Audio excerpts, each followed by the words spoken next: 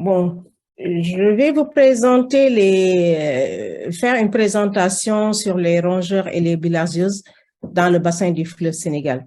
En fait, en particulier l'état de connaissance.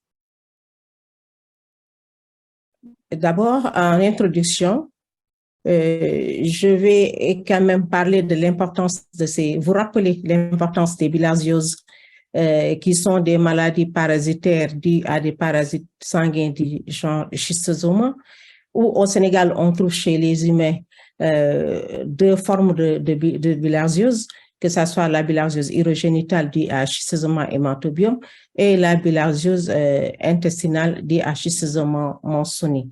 Chez les bovins également, on a une forme de bilharziose intestinale due à deux espèces, schistosoma kirassoni, schistosoma bovis. Et chez les rongeurs également, on a les formes humaines maintenant et les formes animales.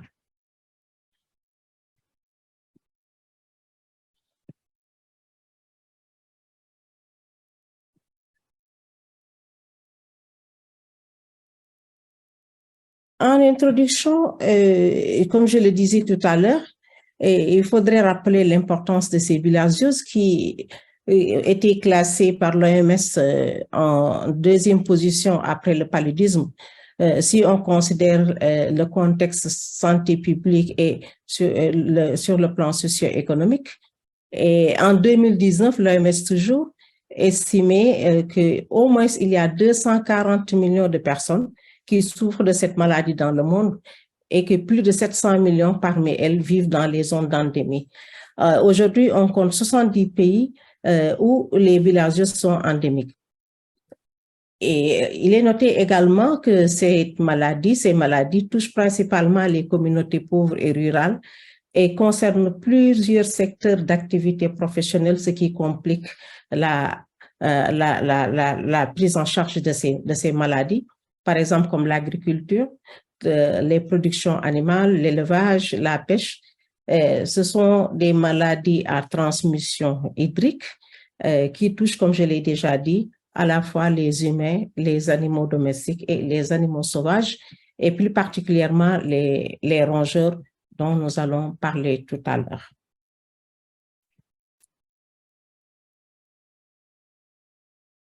Ces maladies à transmission hydrique, on les trouve dans tous les pays du bassin du fleuve Sénégal, que ce soit le Sénégal, la Mauritanie, le Mali ou la Guinée, d'où l'intérêt de vous montrer un peu cette carte avec le bassin du fleuve Sénégal et le fleuve que ces quatre pays partagent et qui est la source de contamination. Comme vous le savez, ce qui s'est passé, il faut bien rappeler la sécheresse des années 70 qui a jamais eu de précédent parce que de par sa surface, son étendue spatiale, mais également par la durée. Et du coup, ce qui s'est passé, c'est que les pays membres de l'organisation de la mise en valeur du fleuve Sénégal se sont réunis pour trouver des solutions et pallier ces problèmes de sécheresse. D'où la construction et la mise en service des barrages de Diama et de Manantani. Le barrage de Diama, il faut le rappeler, c'est un barrage anti-sel qui se trouve dans le delta du fleuve Sénégal. Et comme vous le savez, pendant la période des crues de saison sèche, avant la mise en service de ce barrage, il y avait une remontée d'eau salée qui, dans le fleuve et qui rendait l'eau du fleuve saumâtre. Et il y a également le barrage de Manantani. Ce barrage est mis en service pour la navigabilité et l'irrigation. Ce qui s'est passé, c'est que après la construction et la mise en service de ces barrages, il y a eu un bouleversement écologique. On avait dans le fleuve de l'eau douce en permanence et la présence d'eau douce en permanence et en quantité a permis aux hôtes intermédiaires de se développer. Puisque, comme vous le savez, Comme vous le savez, les bilharzioses sont dues comme je l'ai déjà dit, à des maladies parasitaires, mais la transmission est hydrique. Une partie du cycle de développement, c'est-à-dire la partie liée au développement larvaire, se passe dans l'eau et l'autre partie chez les humains. Auparavant, on pensait que l'homme était le seul hôte intermédiaire de ces parasites-là. Mais bon, il n'en est rien, parce qu'on a vu après qu'il y a, non seulement après la mise en service de ces barrages, une expansion géographique très importante dans le bassin du fleuve Sénégal. Également, les bilharzioses, on a vu affecter à la fois les humains, les animaux domestiques et les sauvages, et les animaux sauvages, les rongeurs. Comme je l'ai dit tantôt, on pensait initialement que l'homme était, par exemple, le seul hôte définitif de ces bilharzioses-là. Mais bon, il n'en est rien parce que des rongeurs ont été trouvés parasités en Afrique pour la première fois en 1952 par Gunthe, puis par Amorin et Barbosa en Amérique du Sud. Ensuite, en 1953, au niveau du Congo belge, d'autres espèces de rongeurs ont été trouvés naturellement infestés. Et Schotz nommé c'était des espèces qui ressemblaient bien à Schistosoma monsoni, mais il est nommé Schistosoma monsoni varium rhonotarum. Peut-être parce qu'il n'était pas, je pense, très sûr. Mais en 1956, il observa la même espèce de schistosome chez d'autres rongeurs myridés, en l'occurrence Pilomus phalax et Rattus rattus. Par la suite de ces découvertes, beaucoup d'auteurs ont travaillé sur les rongeurs et les bilharzioses, ont fait des investigations et ont observé des rongeurs naturellement infestés, que ce soit en Afrique ou en Amérique latine et Guadeloupe. Et à l'image de la Guadeloupe, où les rongeurs entretiennent un foyer sauvage, Rattus rattus et Rattus norvegicus, nous avons pensé au Sénégal, regarder compte tenu de l'expansion rapide de la bilharziose intestinale dans la basse vallée du fleuve Sénégal et particulièrement à Richard Toll, de voir qu'est-ce qui se passait chez les rongeurs. Parce que du coup, en même temps, il y avait également une pullulation des rongeurs à cause des cultures irriguées. Et les premiers rongeurs trouvés naturellement infestés à Richard Toll ont été observés en 1990. Permettez-moi d'ouvrir une parenthèse parce que, comme je le dis tout le temps, on ne peut pas parler de la bilharziose seulement chez les rongeurs sans évoquer la bilharziose, l'épidémiologie de la bilharziose humaine. Et pour quelques rappels, je dirais, par exemple, avant ce qui s'est passé avant la mise en service des barrages et après la mise en service des barrages.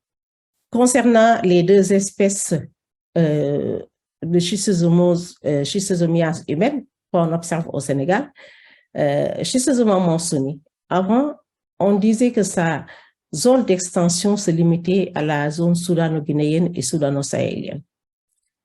On ne pensait pas que ça pourrait atteindre Richard Toll. Maintenant, ce qui s'est, Boudin et Salin fixaient d'ailleurs la limite nord de la présence de Schistosoma au 12e parallèle, alors que Richard Toll se situe au 6e parallèle.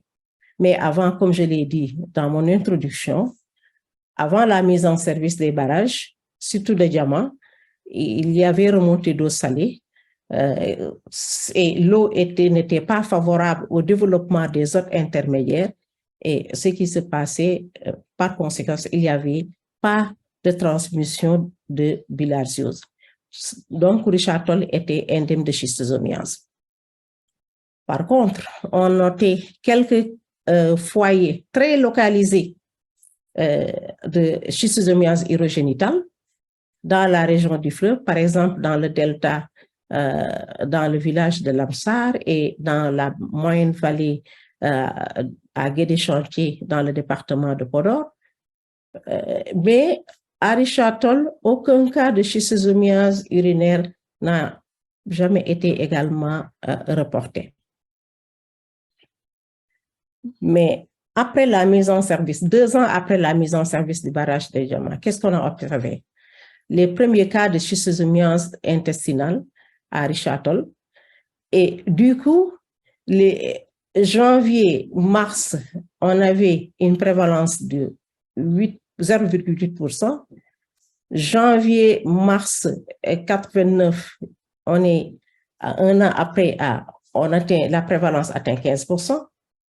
Et octobre-décembre, le dernier trimestre de l'année, on était à 75% de prévalence chez les humains. Ce qui était énorme, c'était vraiment une explosion épidémiologique sans précédent. Et du coup, vu à la lumière de cette expansion de la bilharziose intestinale et dans le bassin du fleuve Sénégal, on a dit, et le fait qu'on a observé également des rongeurs parasités, la question c'était de dire quel est le rôle de ces rongeurs. Est-ce que ces rongeurs contribuent? Est-ce que ces rongeurs, c'était vraiment de façon sporadique qu'on a observé des rongeurs parasités? Et du coup, nous avons envisagé un suivi épidémiologique de 3 ans, de juillet 91 à juillet 93. Et des sites de piégeage ont été choisis dans la ville de Richard-Toll d'abord, le long du canal de la compagnie sucrière sénégalaise, mais également d'autres sites au niveau le long de la Taoué, dans les villages de Ndombo, dans les villages de Ndombo et de Tchago, Rouma également. Pendant la première année, qu'est-ce qu'on a fait? Dans la première année, nous avons seulement fait des piégeages au niveau des sites qui longent le canal de la compagnie sucrière Sénégal, c'est-à-dire les sites 1, 2, 3 et 4.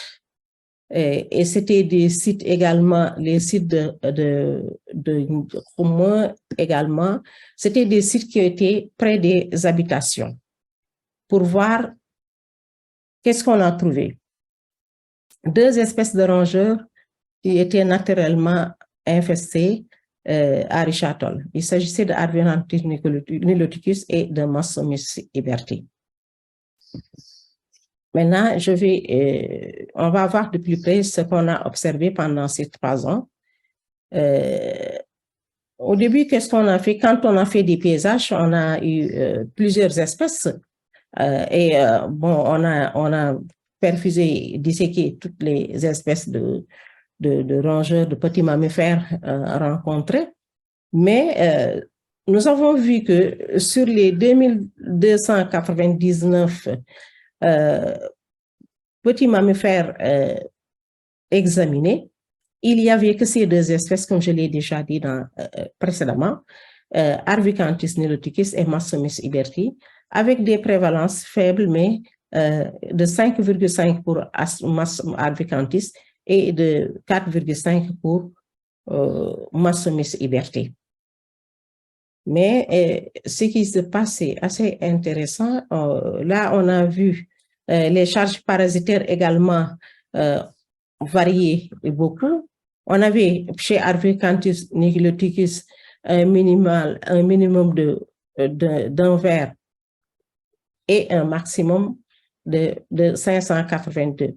En moyenne, les charges parasitaires étaient de 29,2. Chez Massomus iberti également, on a observé à un degré moindre ces écarts de charges parasitaires observés. Et là, on a essayé de voir de façon plus approfondie les résultats et de dire, voilà, comment l'évolution s'est passée pendant ces 3 années. Et là, ce qui est intéressant ici, du point de vue épidémiologique, nous avons vu que au fil des ans, la prévalence augmentait. Chez Arvicanthus, aussi bien chez Arvicanthus niloticus que chez Mastomys iberti. Chez Arvicanthus, on est passé de 2,3 à 7,1 à la 3e année, et chez Mastomys de 1,5 à 4,7. Il en est de même pour les charges parasitaires. Également, là, les charges parasitaires également, on avait vu que étaient évoluées dans le même sens que la prévalence. Et qu'est-ce qu'on a essayé de voir? L'évolution dans le temps et dans l'espace de la bilharziose murine. Pendant la première année, juillet 90, juillet 91, on a effectué des paysages dans les jardins qui sont au bord du canal Taoué, du canal de la Compagnie sucrière Sénégal, et dans la ville de Richard-Toll. On se rend compte que là, on se rend compte que là, les sites 1, 2, 3 et 4, 1, 2, 3 et 4 qui sont au bord du canal de la Compagnie sucrière sénégalaise, les 3 qui sont plus proches des habitations, Ndiaou, Ndiangué et Richard-Toll Escale, ont trouvé des rongeurs parasités. De l'autre côté également, en allant vers le lac des Guiers et quand on longe le canal Taoué, on voit que les sites A, B et C, qui sont des sites de Houma et de Escale, sont parasités. Mais les sites 4 et 5 et C, qui sont plus loin, on n'a pas trouvé de rongeurs parasités. C'est à la 2e année de suivi, lors de cette 2e année, que nous avons observé, parce qu'à chaque fois, qu'est-ce qu'on faisait?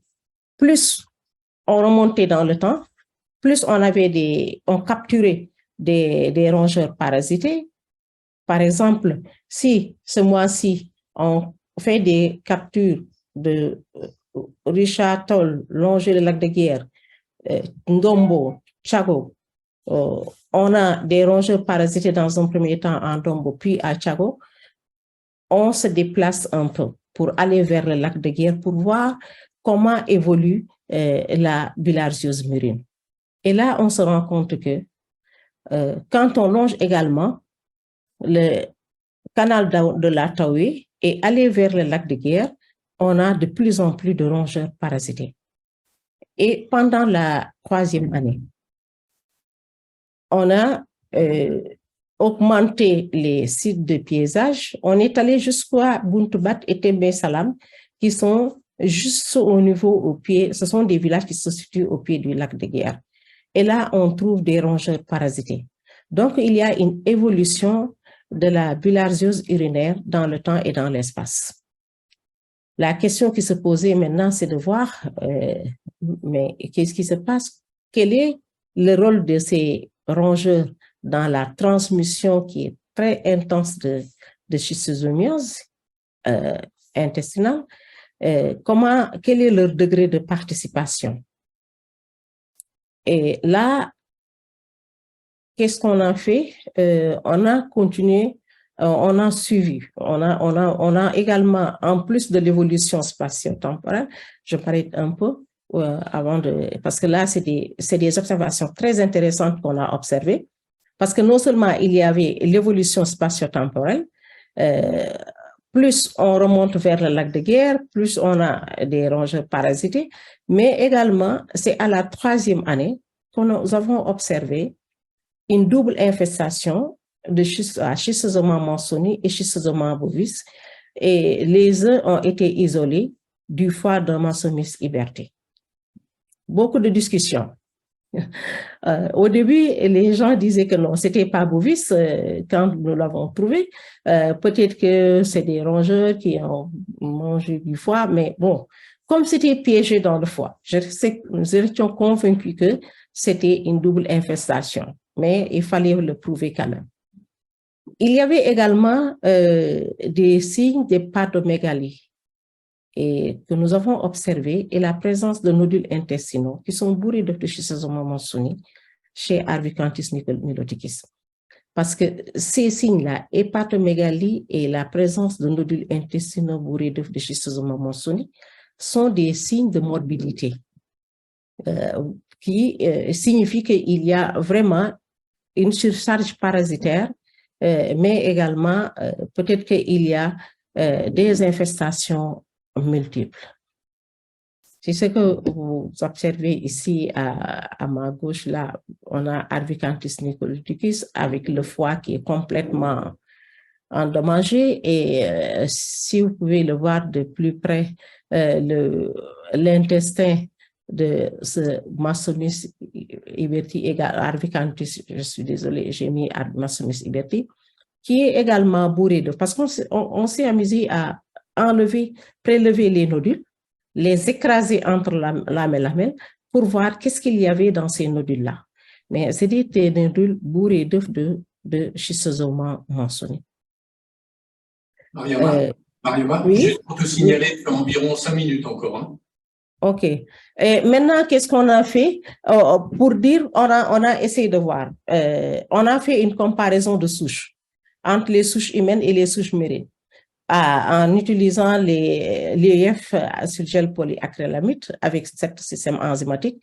Mais les résultats nous ont montré que les souches murines et humaines étaient comparables. Il n'y avait pas de différence significative. Mais qu'est-ce qui s'est passé? Et qui a encore attiré, au bout de 3 ans, on avait arrêté le suivi. Mais qu'est-ce qui s'est passé? On s'est rendu compte en 2013 qu'il y avait un changement de profil épidémiologique à Richard-Toll avec la diminution des cas de bilharziose intestinale et l'apparition de foyers de bilharziose urogénitale à Richard-Toll.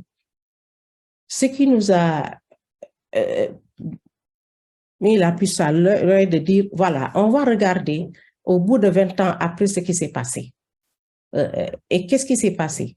On a fait des paysages 78 Arvicanthus, 78 rongeurs, et Arvicanthus et Mastomys, et on s'est rendu compte qu'il n'y avait pas, ces rongeurs n'avaient pas de bilharziose urinaire.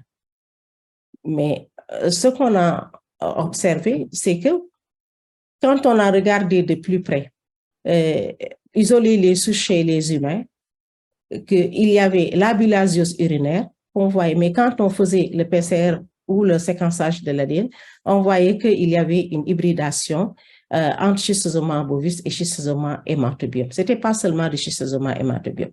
Et ceci a été observé. Et ce qui est intéressant, c'est que là, puisqu'il ne reste pas beaucoup de temps, je passe les discussions, mais il faut qu'on parle un peu plus des rongeurs.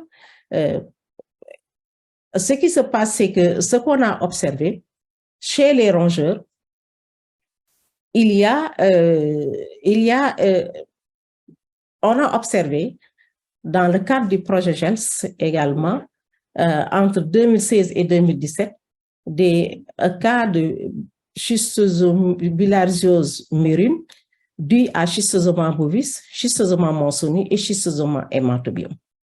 Donc, les rongeurs n'hébergent pas, sont susceptibles à l'infestation de toutes les espèces qu'on observe dans le bassin du fleuve Sénégal, plus particulièrement dans la zone de Richard-Toll.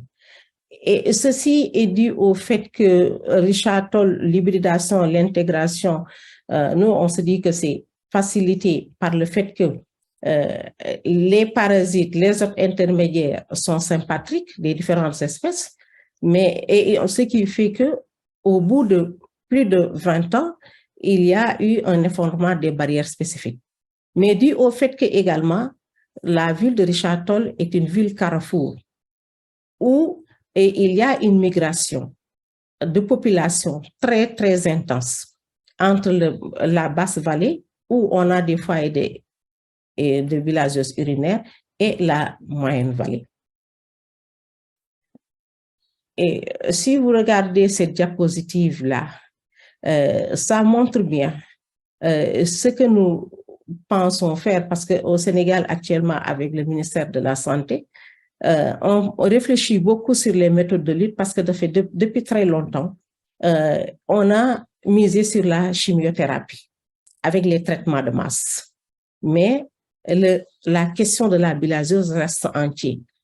Et on ne sait pas, avec la nouvelle route de l'OMS qui dit qu'il faut éliminer en tant que les bilharzioses en tant que santé publique, on se dit il faut aller vers des perspectives de lutte intégrées et multisectorielles. Parce que beaucoup d'études sont faites sur des luttes biologiques, utiliser des poissons, hormis les crevettes, mais utiliser des poissons d'eau douce qui sont promoteurs, mais également, on s'est rendu compte sur le travail, sur le terrain, que même les profils des abreuvoirs jouent un rôle extrêmement important. Ça, c'est des études qui ont été faites et on a eu des résultats très intéressants là-dessus. Et avec le ministère, on pense qu'il faut aller vers les perspectives de lutte intégrée et multisectorielle. Et les rongeurs, comme les rongeurs sont importants du point de vue médical, mais également du point de vue sécurité alimentaire.